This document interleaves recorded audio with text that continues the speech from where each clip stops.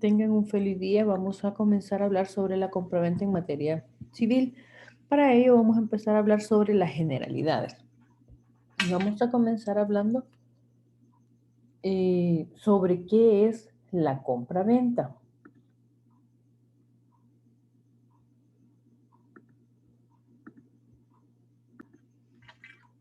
Vamos a hablar de qué es la compraventa. La compraventa se encuentra, obviamente, sus orígenes en el trueque. Cuando nosotros hablábamos, o en la antigüedad, cuando no se tenía regulado, obviamente, lo de la compraventa ni ningún contrato, esta nace en la antigüedad con el trueque, cuando se intercambiaba producto entre las personas, ¿verdad? Se cambiaba una cosa por otra mientras no se conocía la moneda. Una vez se fue conociendo la moneda, el cacao, por ejemplo, en el país fue el que se empezó a, a utilizar, ¿verdad? A cambio del producto se entregaba cacao y así fue posteriormente dándose hasta que se originó la moneda. La compraventa la encontramos en el artículo 1597.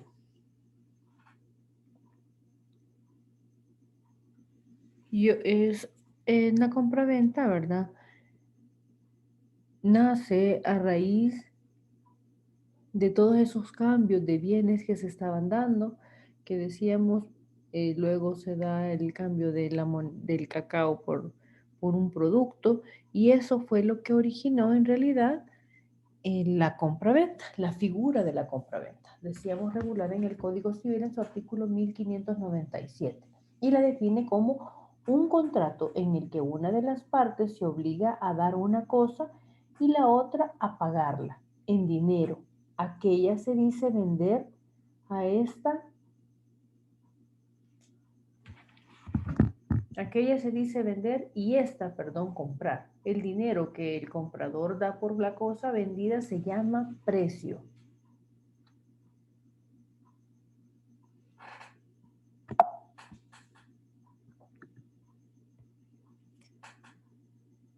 Por tanto, una de las partes se obliga a dar una cosa y la otra en recibirla y dar un dinero, ¿verdad? Entonces, este es un contrato consensual y no real, porque existe un consentimiento. Y como excepción va a ser solemne. ¿Por qué decimos que como excepción? Porque por regla general no vamos a necesitar que solemnidades para ese tipo de contrato. Ya lo dice el artículo 1605. La venta se reputa perfecta desde que las partes han convenido en la cosa que es objeto de la venta y en el precio, salvo las excepciones siguientes y las contenidas en las leyes especiales. La venta de los bienes raíces y servidumbre y la de una sucesión hereditaria no se reputarán perfectas ante la ley mientras no se ha otorgado escritura pública. Entonces, la compraventa de un bien inmueble debe de ser en escritura pública y esa sería la formalidad o la solemnidad que va a requerir para ese tipo de compraventas. Ya dice después que para las demás pues no necesitará ninguna solemnidad, ¿verdad? No requiere que sean en escritura pública, pues a eso me refiero. ¿Cuáles van a ser esas características que va a tener la compraventa? Es un contrato principal. ¿Por qué? Porque origina o se origina del negocio entre las partes. Es un contrato bilateral porque ambas partes se deben de obligar, uno a entregar la cosa y otro a entregar el precio. Es un contrato consensual. ¿Por qué? Porque nace del acuerdo de las partes. Pero como ya lo hemos dicho, una vez efectuado ese acuerdo o concretizado ese acuerdo es de obligatorio cumplimiento. Es un contrato oneroso porque siempre debe de haber dinero de por medio. Dijimos voluntad, entrega de la cosa y el pago o el precio. Y luego decimos que es un contrato conmutativo. Si se recuerdan, ¿qué decíamos que era el contrato conmutativo? El contrato conmutativo son aquellos contratos en los que las prestaciones se miran como equivalentes, es decir, hay reciprocidad por parte de ambas partes. Y por tanto, las partes pueden determinar desde el momento de contratar los beneficios o pérdidas que el contrato les reportará. Eso es lo que pretende. Cada una, por tanto, de las partes se va a obligar a dar, hacer o no hacer algo. Y que se vea como un equivalente a la actividad que realiza la otra parte. Va a haber siempre en la compra-venta responsabilidad por ambas. No solamente una de las partes se compromete, sino que serán ambas las que van a tener la responsabilidad. Sin embargo, eventualmente este contrato de compra-venta va a tener un carácter aleatorio y lo encontramos en el artículo 1617. La venta de cosas en la que no exista, pero que se espera que exista, se entenderá hecha bajo la condición de existir, salvo que se exprese lo contrario o que por la naturaleza del contrato aparezca que se compró la suerte. De este tipo de contratos vamos a hablar más adelante, pero por el momento lo que nos interesa saber es que puede llegar a ser un contrato aleatorio, porque se puede dar la cosecha, puede ser que no se dé o que tenga algún percance la cosecha o que tal cual se produzca en el tiempo establecido. Es de ejecución instantánea.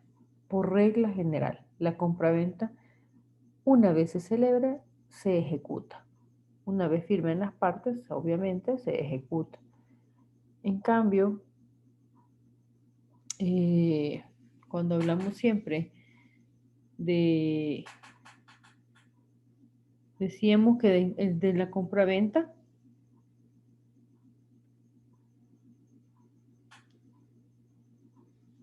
en cambio decíamos que en los contratos de tracto sucesivo no se finaliza una vez firmado el documento, sino que se va a seguir repitiendo mes a mes, cada 15 días o tal cual se haya pactado en el contrato. Se dice también que es solemne, y solemne ya decíamos por qué, por lo que regula el artículo 1605. No todo tipo de compraventa va a ser solemne, ¿verdad? Pero sí nos dice que cuando se retrate de un bien inmueble debe de ser solemne principalmente. Y también debe de ser solemne porque consta por escrito. Si yo, por ejemplo, quiero vender ese inmueble, vamos a ver que me van a requerir algún requisito adicional en, en el sentido de que yo no lo voy a poder,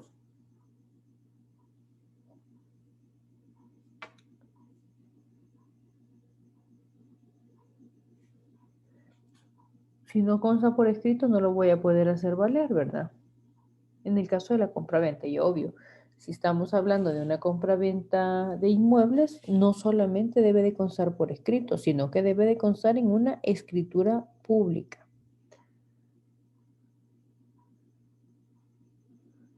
De ahí viene la pregunta: ¿por qué la compraventa es un título traslaticio de dominio? Veamos el artículo 656,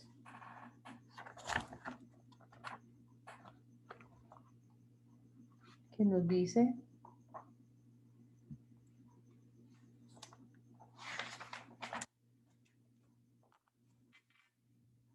para que valga la tradición se requiere un título traslaticio de dominio, como el de venta, permuta, donación, etc. Primer artículo. Y luego vamos a ver el 665, numeral quinto. Dice: la tradición de una cosa corporal mueble deberá hacerse significando una de las partes a la otra que le transfiere el dominio y figurando esta transferencia por uno de los medios siguientes. Y bueno, vamos al el ordinal quinto. Por la venta, donación u otro título de enajenación conferido al que tiene la cosa mueble como usufructuario, arrendatario, comodatario, depositario o cualquier otro título no traslaticio de dominio, y recíprocamente por el mero contrato en que el dueño se constituye usufructuario, comodatario, arrendatario. Por eso es que es un título traslaticio de dominio, porque para que valga la venta es necesario que se otorgue la tradición.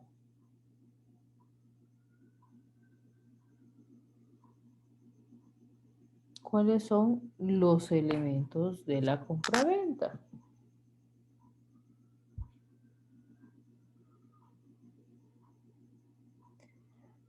Dentro de los elementos de la compraventa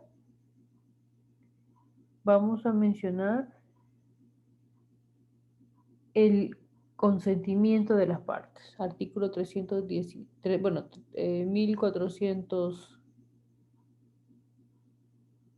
1416, ¿verdad? En los contratos bilaterales va envuelto.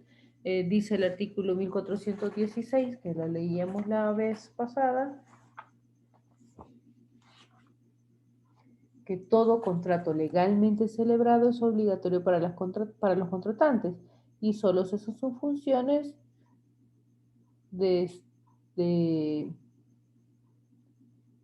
solo cesan sus funciones de estas o por causas legales. Entonces, primero, el elemento es el consentimiento. Segundo, la entrega de la cosa o la cosa. Y el último es el precio.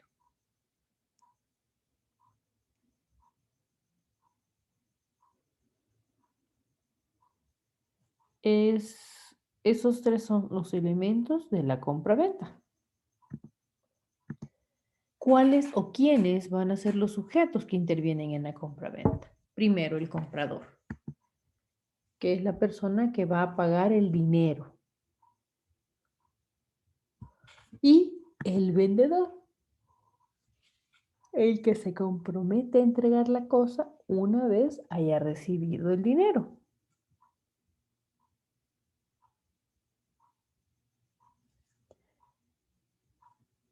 Ahora, cuando hablábamos del comprador es el que se obliga a dar el precio y el vendedor es el que se obliga a transferir el dominio de la cosa. Vamos a hablar ahora sobre esas incapacidades.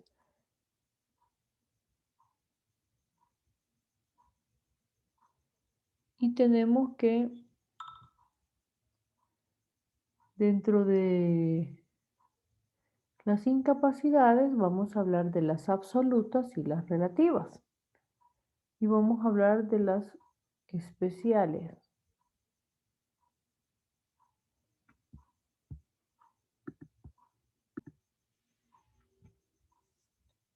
Esas incapacidades, les decíamos que pueden ser absolutas o relativas. Pero vamos a empezar a hablar sobre las incapacidades en general. Las incapacidades nosotros las vamos a encontrar en el artículo 1599. El 1599 nos dice: son hábiles para el contrato de venta todas las personas que la ley no declara inhábiles para celebrar o para celebrarlo o para celebrar todo contrato. Entonces, aquí nos está dando el parámetro, ¿verdad?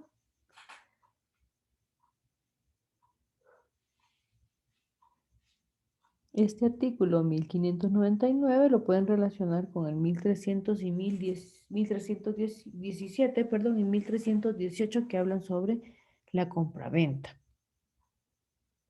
Ahora, dentro de estas incapacidades, las absolutas,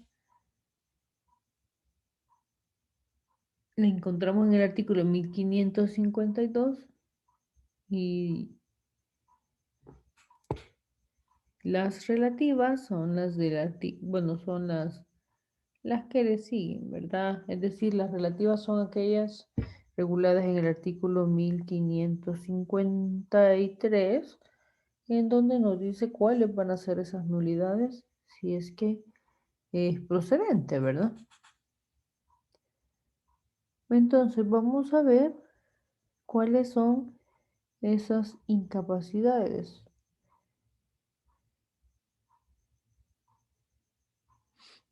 Y tenemos la primera, que es la regulada en el artículo 1599, que decíamos, ¿verdad?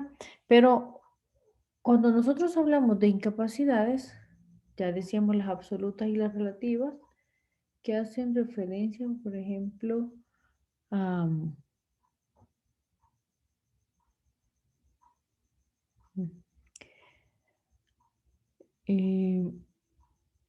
hace referencia, ¿verdad?, a las incapacidades. Ahora vamos a ver cuáles son esas incapacidades especiales que la ley ya dice. Y ya decíamos que la incapacidad la encontramos en el artículo 1554 relacionado con el artículo 1317 y 1318.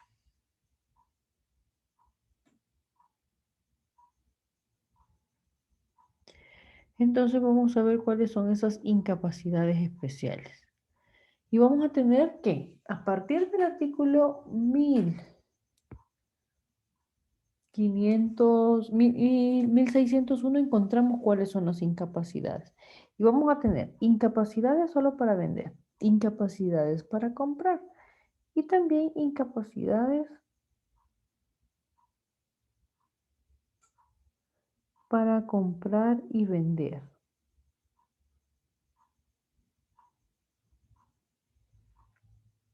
Las incapacidades solo para realizar la venta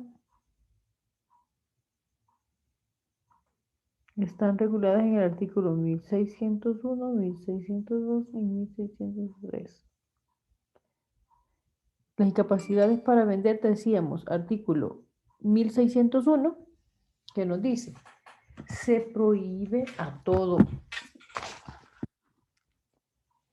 Se prohíbe a los administradores de establecimientos públicos vender parte alguna de los bienes que administran y cuya enajenación no está comprendida en sus facultades administrativas ordinarias, salvo el caso de expresa autorización de la autoridad competente. Luego vamos a hablar del 1604, que es otro de los ejemplos. Cuando los mandatarios y los síndicos de los concursos están sujetos en cuanto a la compra o venta de las cosas que hayan de pasar por sus manos en virtud de estos encargos a lo dispuesto en el artículo 1904. Y en 1904 habla sobre el mandato, pero específicamente hace referencia a la facultad de realizar una compraventa y hacerla a través de una tercera persona. En 1904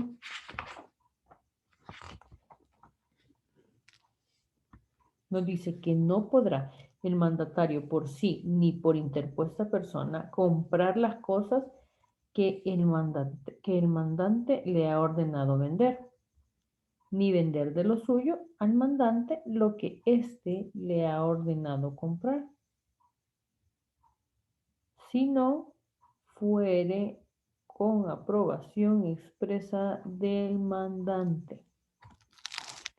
¿Qué nos está diciendo? Este artículo nos dice, bueno, Usted quiere vender, pero no lo quiere hacer en carácter personal, autorice a alguien. Y ahí es donde se va a autorizar a esa persona para que esa persona la venda. En ese documento donde se faculta que es un poder, tenemos que tener claro que si, primero, necesito que el titular del aval para que se haga esta compraventa, pudiendo hacerse persona, lo hacen por medio de una interpósita persona. Entonces, pero cuando hablamos de esa compraventa, debe de detallarse, debe de explicarse y decirse cómo se va a realizar, ¿verdad? Que autoriza la venta de tal inmueble y debe de describirse ese inmueble. Luego vamos a hablar de la incapacidad para comprar. Nos limita ese derecho de compra. ¿A dónde lo vamos a encontrar? En el artículo 1602.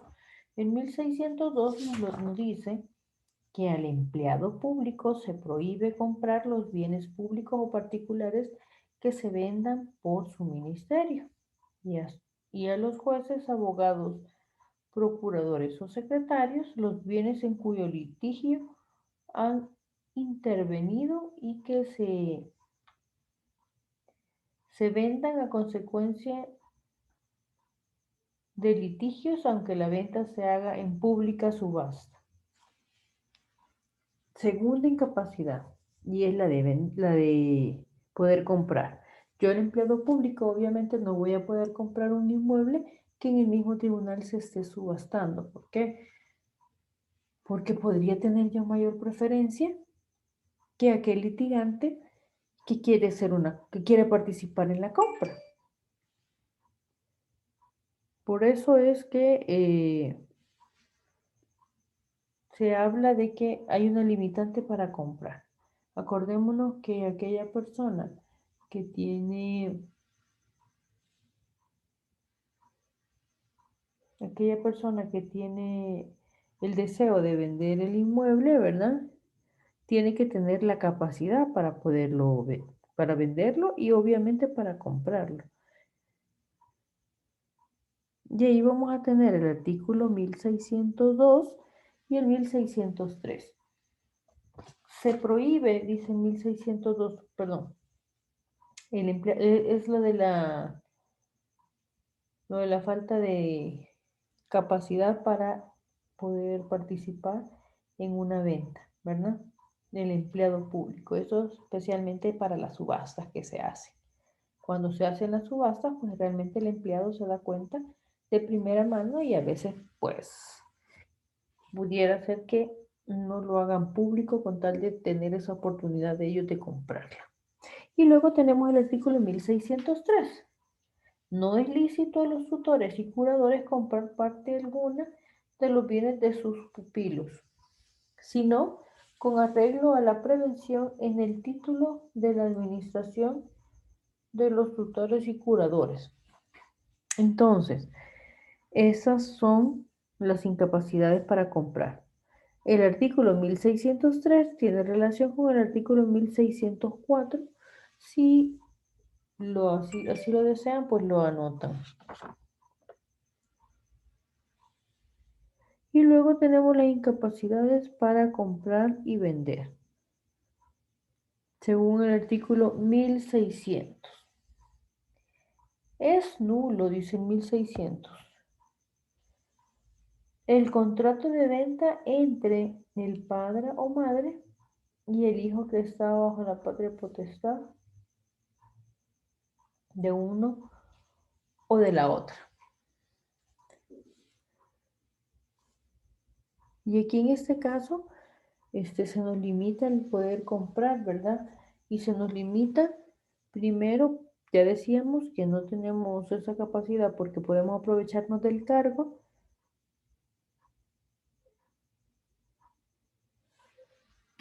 Y luego decíamos que también, por ejemplo, a los tutores o curadores no pueden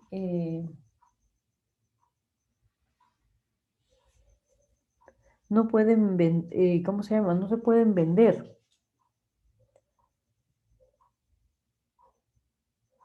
Y por tanto, los mismos empleados, o sea, los pueden vender, pero los empleados no lo pueden comprar. Porque, ¿qué sucedería si yo quiero eh, vender un inmueble como institución a través de posiblemente de un concurso o una licitación? En realidad sería un concurso y la persona que esté interesada lo va a comparecer. Pero si yo, empleado público, lo que hago es esconderlo, le estoy perjudicando ¿a quién? Al actor, porque posiblemente esta persona que quiera comprar pueda pagar un poquito más sobre el inmueble que se puede estar vendiendo. En estos casos sería posiblemente se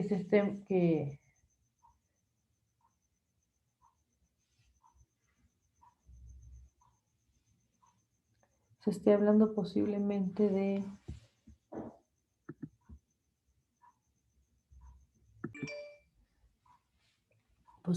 se esté hablando de que en una subasta en donde el empleado público quiere comprar, no lo haga, valga la redundancia, del conocimiento público, porque es interesado en que se venda en precio base. ¿Qué está haciendo ahí? Se está aprovechando del puesto y obviamente a quién perjudica. Perjudica al acreedor o al propietario. ¿Por qué? Porque las ventas en subasta se compran al mejor postor. Es decir, por ejemplo, si hay personas interesadas, el valor va subiendo. Y entonces, si no, si yo lo hago de manera oculta, pues puedo llegar a perjudicar al propietario porque no puede obtener más ingresos por la venta de ese bien. Lo mismo sucede, por ejemplo, en el caso de los tutores. En 1603 nos dice, no es lícito a los tutores y curadores comprar parte alguna de los bienes de sus pupilos, sino con arreglo de lo previsto en el título de la administración de los tutores y curadores. ¿Por qué? Porque obviamente nos basamos en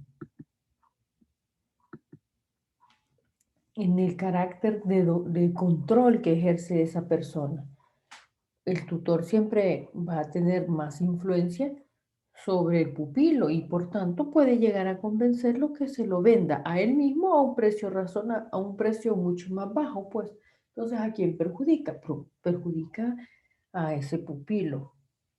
Por eso es que no pueden hacerse ese tipo de ventas. Y finalmente hablamos de la venta o la incapacidad para comprar y vender, regulada en el artículo 1600. Es nulo el contrato de venta entre el padre o madre y el hijo que está bajo la patria potestad del uno o de la otra. ¿Por qué? Por lo mismo que acabamos de hablar del tutor o del curador. No podemos valernos de nuestra jerarquía para comprar o vender un bien. ¿Por qué? Porque perjudicamos al tutor, perjudicamos a esa persona representada, porque sobre ellos estoy viendo mi beneficio, mi interés, y no es eso el que debe de prevalecer. ¿Cuáles van a ser las solemnidades para hablar del testamento? Hay dos tipos de solemnidades. Vamos a hablar sobre las solemnidades legales generales y las solemnidades legales especiales. ¿Cuáles son esas solemnidades generales? Artículo 1605. Y decíamos ahí específicamente el inciso segundo. Cuando la venta de los bienes raíces y servidumbres y la de una sucesión hereditaria no se reputan perfectas ante la ley mientras no se ha otorgado escritura pública. Todas las que se aplican al contrato de compraventa de bienes raíces requieren servidumbres, ¿verdad? Y sucesiones deben de ser en escritura pública. Si ese documento se realiza en un documento privado, vamos a ver que carece de validez porque no se generó con las solemnidades que la ley establece. Sin embargo, también vamos a ver que existen solemnidades legales especiales. Esas solemnidades legales especiales pueden darse por las circunstancias en que se celebra el contrato o por la calidad de las partes que intervienen. Aquí vamos a hablar, por ejemplo,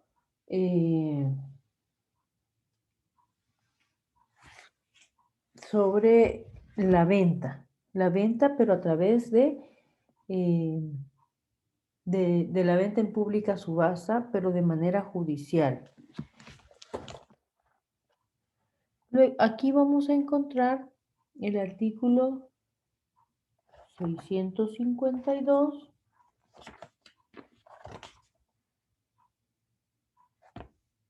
del Código Civil, cuando nos dice, bueno, voy a leerlo. Se llama tradente la persona que por la tradición transmite el dominio de la cosa entregada por él o su nombre, y adquirente la persona que por la tradición adquiere el dominio de la cosa recibida por él o a su nombre. Pueden entregar y recibir a nombre del dueño sus mandatarios o sus representantes legales. Y este es el punto que nos interesa. En las ventas forzadas que se nacen por decreto judicial a petición de un acreedor, en pública subasta, la persona cuyo dominio se transfiere es el tradente y el juez su representante legal. Entonces, en esos casos, vamos a ver que se requieren ciertos requisitos o ciertas solemnidades que la ley está estableciendo. Y así tenemos, por ejemplo, cuando se habla de ventas de una persona incapaz, requiere una autorización. También el artículo 656 y 666 del Código Procesal Civil y Mercantil habla, por ejemplo, de que si se va a subastar, si se va a vender por subasta, se tiene que publicar en el periódico de mayor circulación, se tiene que notificar. Entonces, esas solemnidades que el código dice se vuelven solemnidades legales especiales, porque no lo establecen las partes, sino que lo establece la ley. Y también existen las voluntarias. Esas solemnidades voluntarias que las partes pactan en efectuar, ya sea porque lo que quieren es garantizar la venta que se va a realizar o simplemente lo que quieren es tener, por ejemplo, parte del precio. Simple. Vamos a ver que son voluntarias porque las partes así lo han convenido. ¿Cuáles eran los elementos de la compraventa? Precio, voluntad y cosa. Y por eso es que decimos cuáles son esas solemnidades voluntarias, las que salen de esos tres elementos, que sería el precio, la cosa y la voluntad. Entonces, en estos casos vamos a hablar de que van a ser solemnidades voluntarias cuando las partes crean esas solemnidades.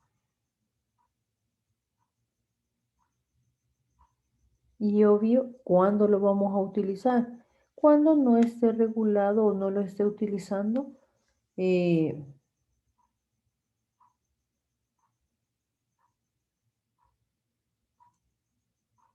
cuando las partes así lo convengan. Y ahí tenemos el artículo 1606 del Código Civil. El artículo 1606 nos dice, si los contratantes estipularen que la venta de otra cosa que las enumeradas en el inciso segundo del artículo precedente no se repute perfecta hasta el otorgamiento de la escritura pública o privada, podrá en cualquiera de las partes retractarse mientras no se oculte la escritura o no haya principiado la entrega de la cosa. Ahí pueden citar también el artículo 1709 del Código Civil. Pueden relacionar. Entonces decíamos que cuando hablamos de esas voluntarias, estamos en el entendido que son las partes las que convienen en poner esas condiciones, pues. Entonces, una de ellas es la incorporación de las arras. ¿Qué son las arras?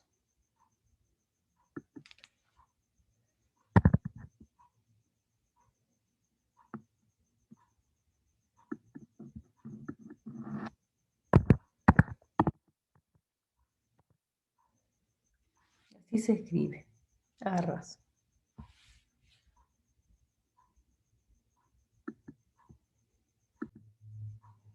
Y luego vamos a hablar de las arras.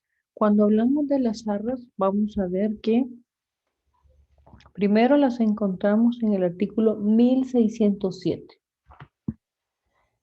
Si se vende con arras, esto es, dando una cosa en prenda de la celebración del contrato, se entiende que cada uno de los contratantes podrá retractarse. El que ha dado las arras,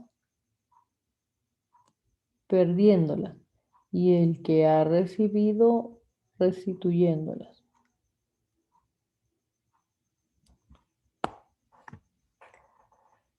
Cuando vemos lo de las arras, decíamos que las encontramos a partir del 1607 y terminan en el 1609.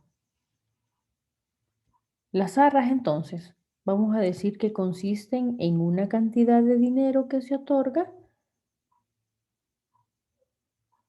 u otra cosa mueble que se dan en garantía de la celebración del contrato. Es decir, como para que no se suspenda ese negocio porque yo hoy por hoy no tengo el dinero, pero sí estoy seguro que lo voy a tener en una semana, en días, en horas, y que con ello puede verse beneficiada, ¿verdad? Entonces, cuando nosotros hablamos de las arras, ya decíamos que consiste en una cantidad de dinero o en una cosa mueble, y que estos se dan en garantía de la celebración del contrato o del bien.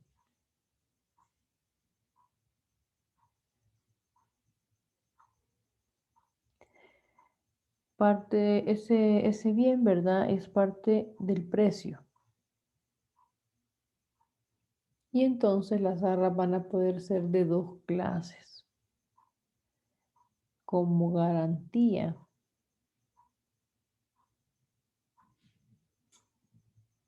y la segunda como parte del precio. Entonces vemos que las arras pueden ser como garantía de la celebración o la ejecución del contrato. Y la segunda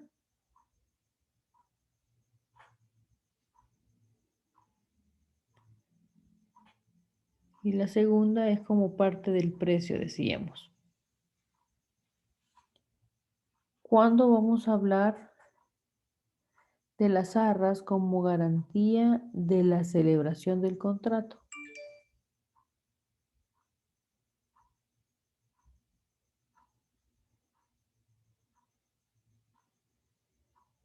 Primero, las arras como garantía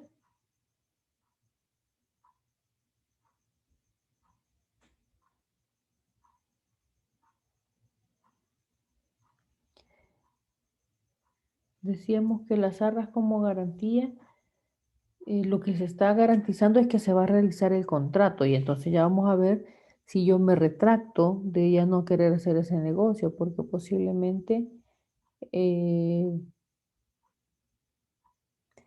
Decíamos que del caso de las arras como garantía del precio o garantía del contrato, lo que estamos haciendo es,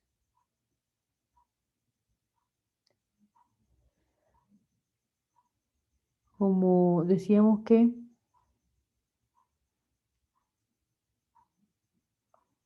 para poder garantizar esa compraventa, para poder realizar ese negocio que se está realizando. Y ahí, por ejemplo, cuando nosotros decimos que es parte del precio, perdón, cuando estamos hablando de que es como una garantía, entonces nos dan una opción. Si se vende con arras, esto es dando una cosa en prenda de la celebración del contrato, se entiende que cada uno de los contratantes podrá retractarse el que ha dado las arras, perdiéndolas, y el que se ha recibido restituyéndolas, dobladas. Entonces, yo hago una o quiero hacer una compraventa en Sonsonate.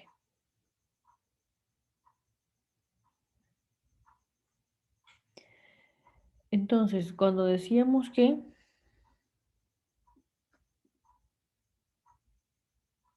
podrá retractarse, pero aquí viene digámoslo como una sanción, el que ha dado las arras perdiéndolas y el que las ha recibido restituyéndolas el doble.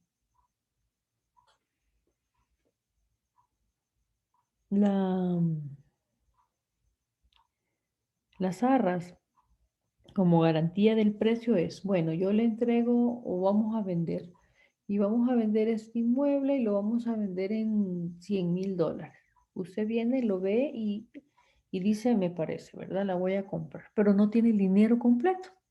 Como no tiene el dinero completo, entonces usted viene y le dice a la institución o a la persona que le va a comprar, vaya, no la voy a poder comprar ahorita porque estoy limitada, por decir algo.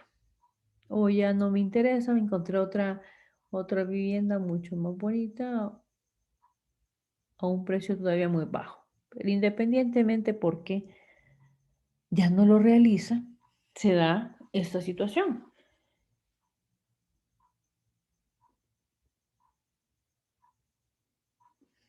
En caso de que encuentren culpable, en caso de que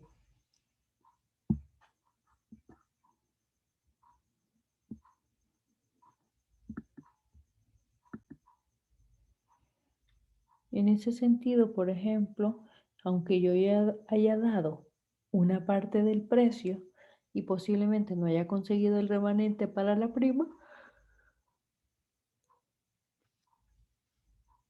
lo que se hace es decir que se deja, que le va a servir que le sirve de garantía. Por ejemplo, si el inmueble vale 10,000, con, si se quiere vender, por ejemplo, ese inmueble, parecería que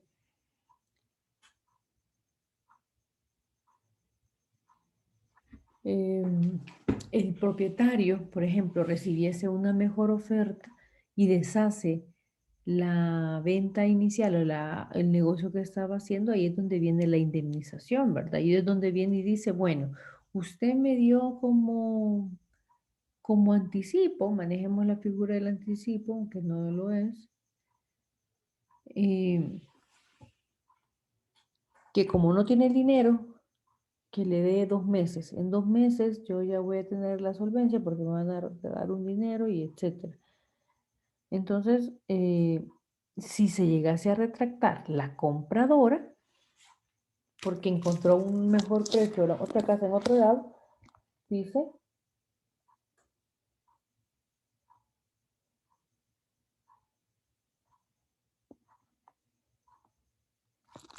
decíamos que en ese caso, lo que se entrega, si el que debe de, el que se retracta es el vendedor,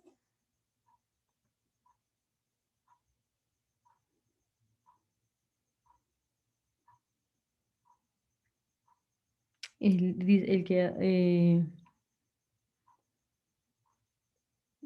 si es el vendedor el que se retracta, tiene que devolverle el doble al deudor.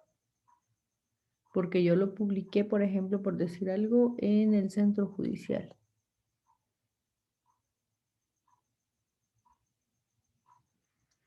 En cambio, si lo que se está pidiendo es que, perdón, y en cambio, si es el comprador el que se retracta, entonces tiene que devolverlo. ¿Cuánto va a devolver? El doble. ¿Por qué? Porque avisó que la otra persona se ilusionara, porque pensaba que lo iba a poder comprar o participar y casualmente pues debe de responder. Y debe de responder pagando el doble. Si es el demandado quien se retracta, cuando vamos a comprar una casa y vamos a un proyecto nuevo, nos piden un anticipo. Ese anticipo ya sabemos muy bien que tiene que devolverla, ¿verdad? Tiene que devolver el doble. ¿Por qué? Porque el actor se lo vendió a otra persona. Cuando es el demandado el que lo hace, lo único que va a hacer es perder el dinero invertido. Lo que pagó como garantía se pierde. Dos opciones dijimos. Que en la primera,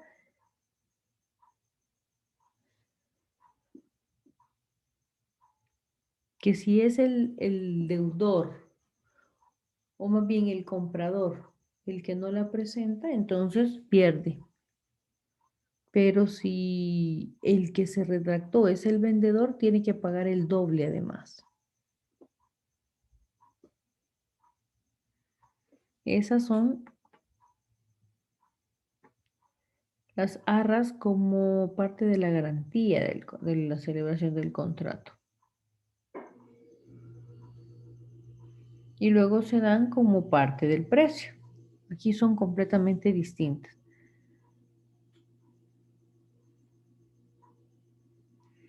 Una cuestión más. ¿En qué momento puedo yo retractarme cuando voy a celebrar un contrato?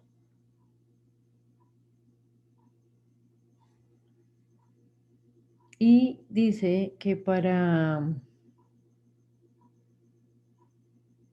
que se les reserve la facultad de,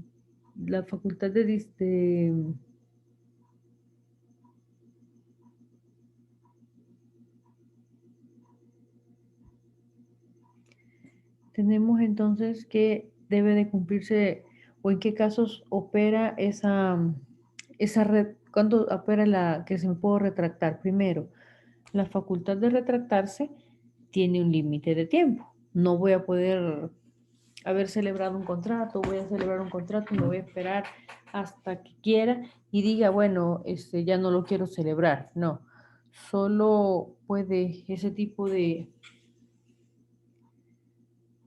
para poderme retractar en una compraventa, las arras dadas en garantía de la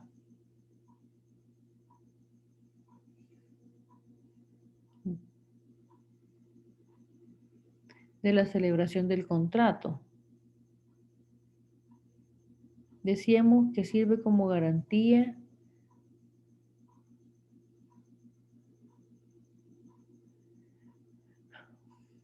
la segunda es que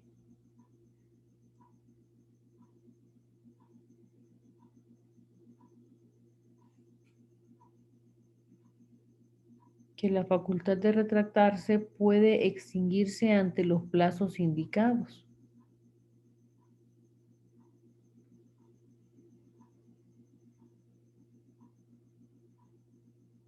Y decíamos que la segunda es que se puede tener la facultad de retractarse.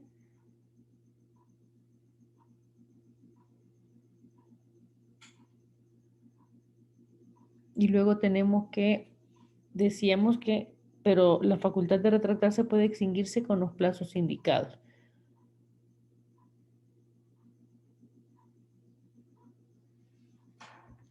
Dos formas, entonces, de hablar de la retractación o cómo me voy a poder retractar. Que la oportunidad de retractarme cuando voy a celebrar un contrato debe de ser lo más rápido posible, ¿verdad?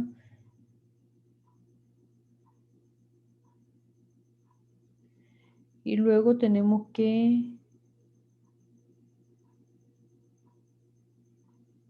la segunda es que se puede retractar.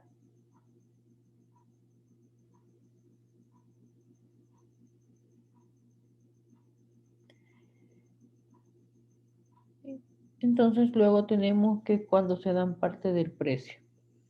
En el caso de las arras que se dan como parte del precio, son aquellas en las que yo tengo que, quiero reservar ese bien, pero no tengo el dinero, les decía, ¿verdad? Entonces, inicio la diligencia, inicio o le pido las arras como parte del precio para restarle a la obligación. Es una manera como de ponernos a colaborar con la sociedad, con la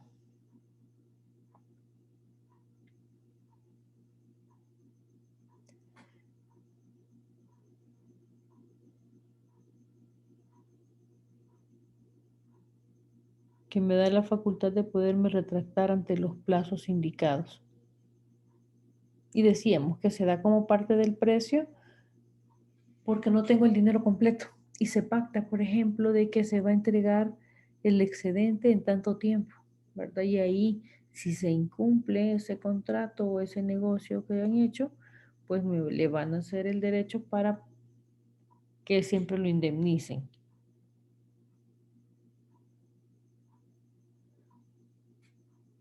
En esta clase de arras, entonces, es, constituye un medio de prueba en la celebración del contrato. Porque por regla general, una vez celebremos un contrato, no puedo excluirla de que ahorita eh, ya no la voy a comprar o porque usted me dio el dinero me lo regresa y ya porque ya no pude hacer publicidad por lo que sea. Lo importante es que debe de respondérsele, independientemente sea cualquier tipo de arras, me va a dar la obligación a mí de exigirlas al Tribunal Superior en grado.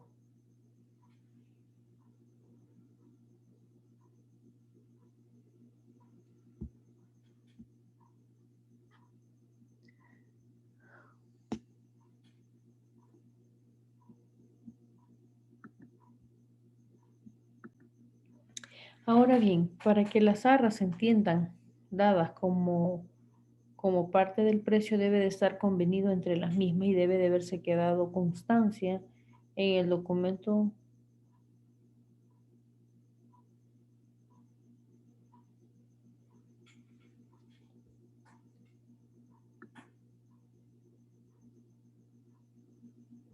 Finalmente decíamos que para que se den esas arras o para poder ejecutar las arras, pues, exactamente, se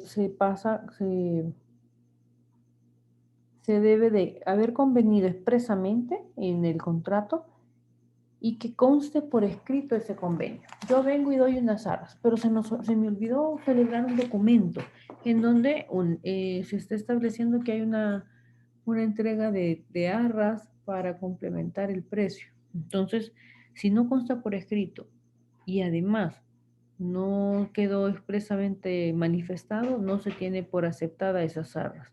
O Si solamente se tiene por expresado y no consta en el contrato, pues no se va a poder hacer ejecutar ni se va a poder reclamar. Nos quedamos hasta aquí para poder trabajar después sobre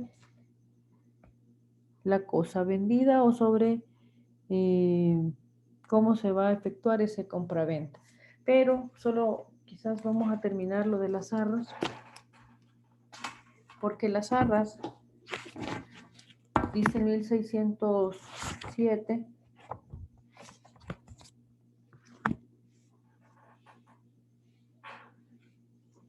que yo voy a tener derecho de retractarme.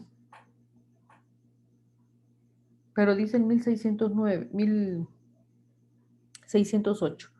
Si los contratantes no hubieran fijado plazo dentro del cual puede retractarse, es decir, para darme la oportunidad de dejar sin efecto ese negocio que estoy haciendo, no me retracté, o para que yo tenga la opción de retractarme, dice el 1608, perdiendo las arras, no habrá lugar de la retractación después de los 2 meses subsiguientes a la convención. Vinimos e hicimos un contrato de compra-venta, pero que yo pido arras, ¿verdad? Entonces, una vez se haya pactado el contrato, entonces tengo un tiempo prudencial para entregar esas arras o decir a quiénes, cuándo o cómo se entregaron, ¿verdad? Si los contratantes no hubieran fijado plazo dentro del cual pueden retractarse, perdiendo las arras, no habrá lugar a la retractación después de los 2 meses.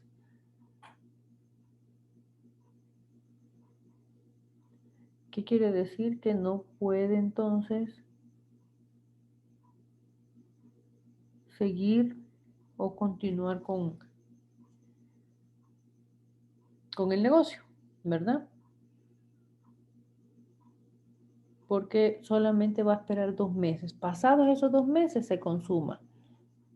Ya no voy a poder hacer nada. Y vamos a ver el artículo 1677,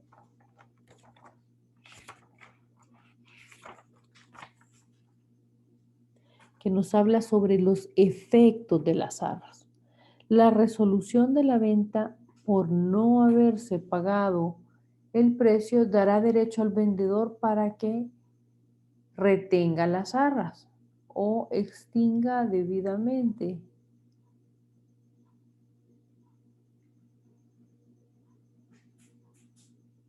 Y dice que la resolución de la venta por no haberse pagado el precio dará derecho al vendedor para retener las arras y exigirlas dobladas. Y además para que se restituyan los frutos y en su totalidad, si alguna parte del precio se le hubiere pagado ya en la proporción que corresponde a la parte del precio que no hubiese sido pagada. El comprador a su vez tendrá derecho para que se le restituya la parte que hubiese pagado del precio.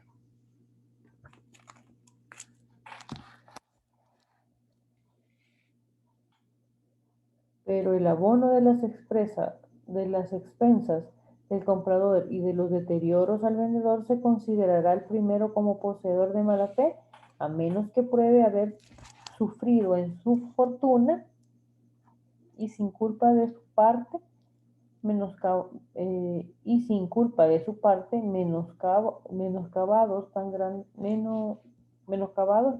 grandes que le hayan hecho imposible cumplir lo pactado.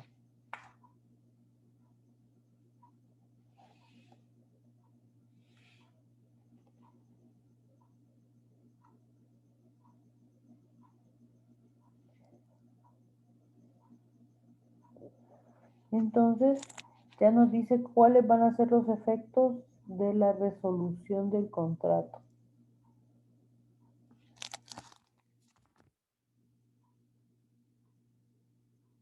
Nos quedamos hasta acá. Feliz día. Gracias.